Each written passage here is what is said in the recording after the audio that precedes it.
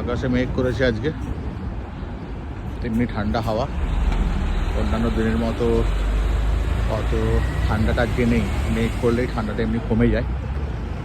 তাই আজকে একটু বেরিয়েছিলাম এই জায়গাগুলোতে, একটু ভিডিও করছি আপনাদের দেখানোর জন্য। মেঘ করেছে, বড় ভালোই মেঘ করেছে আজকে, বলেছে বৃষ্টি হতে পারে। এখন 4টে বাজে, তাতেই মনে হচ্ছে যেন অন্ধকার অন্ধকার হয়ে গেছে।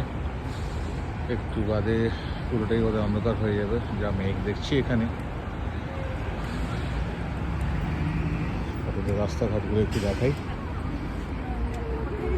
এটাকে বলে ওসাকা মেট্রো। এই মেট্রো করে সমস্ত জায়গায় আপনি যেতে পারবেন। এখানে বাসটা খুব কম, সমস্ত কিছু মেট্রোর ওপরেই হয়। মেট্রো দিয়ে যাওয়াটা সুবিধে, টাইমটাও অনেক বেঁচে যায়।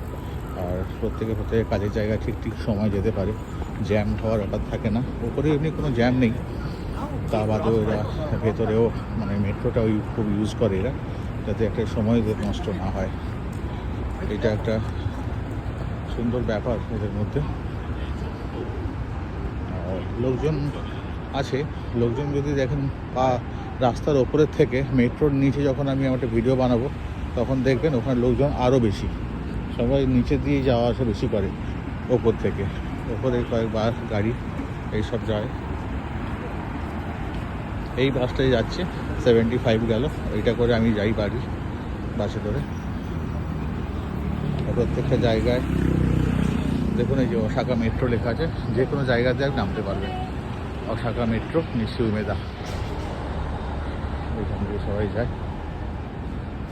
রাস্তাঘাট বেশ পরিষ্কার।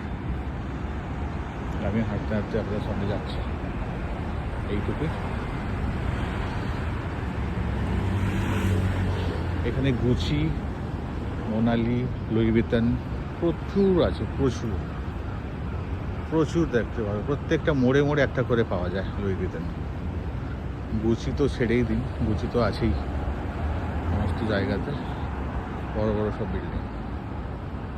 থ্যাংক ইউ, এই অবধি, আবার পরে দেখা হচ্ছে।